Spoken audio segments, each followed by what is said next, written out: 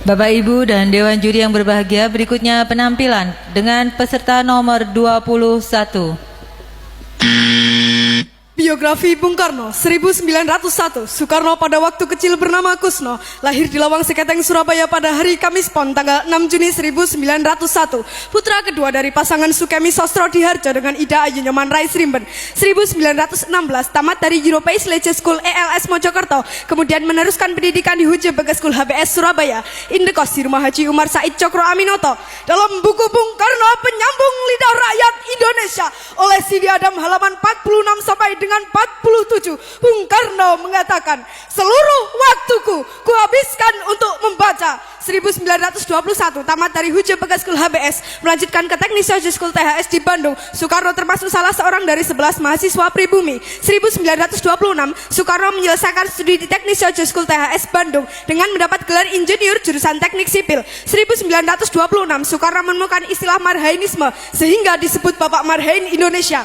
1926 Soekarno menulis artikel berjudul Nasionalisme, Islamisme, dan Marxisme yang dimuat dalam surat kabar Suluh Indonesia Muda. Soekarno menyerukan agar semua golongan yang ada di Indonesia harus bersatu menghancurkan kolonialisme dan imperialisme untuk menuju Indonesia merdeka. 1927 Soekarno bersama Iskak Cokro Hadisuryo, Budiarto Marto Atmojo, Sunario, Samsi Sastro Widakdo, Anwari, Cipto Mangunkusuma, Jantila Ardan Suyadi mendirikan Perserikatan Nasional Indonesia pada tanggal 4 Juli 1929.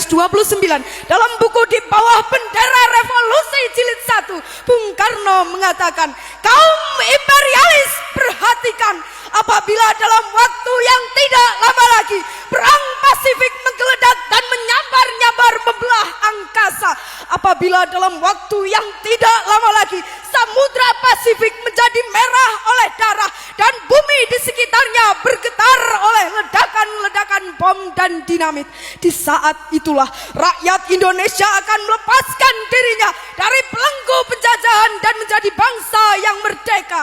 Setelah malam hari berpidato, Soekarno bersama beberapa tokoh PNI ditangkap dan ditahan di penjara Mergangsan, Yogyakarta. Kemudian dipindahkan ke penjara Bersebel. 1930 Soekarno di hadapan pengadilan kolonial menyampaikan pidato pembelaan yang terkenal dengan Indonesia menggugat, kemudian divonis 4 tahun dan dijebloskan ke penjara Sukamiskin. 1931 Soekarno dibebaskan dari penjara Sukamiskin pada 31 Desember dengan syarat tidak boleh melakukan kegiatan politik lagi. Namun Soekarno tetap melanjutkan perjuangan politiknya untuk membebaskan bangsanya.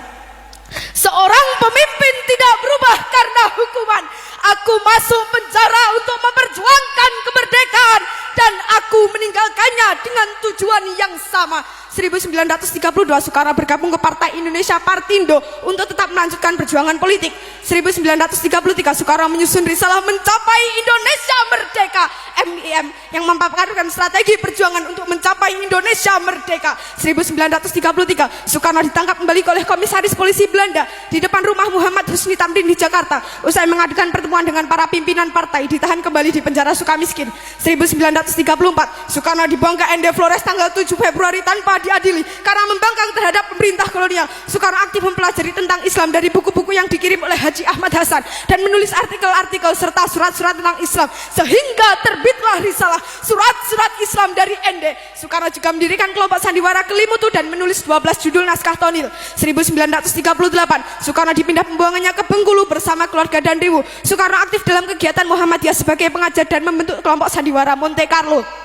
1942 Soekarno kembali ke Pulau Jawa setelah pemerintah kolonial Belanda menyerah kepada Jepang di Kali Jati Subang, dan yang pertama kali ditanyakan, di mana Hatta? 1943 Soekarno menjadi ketua Pusat Tenaga Rakyat Putra dibantu Muhammad Hatta, Ki Hajar Dewantara, dan Kiai Haji Mas Mansur.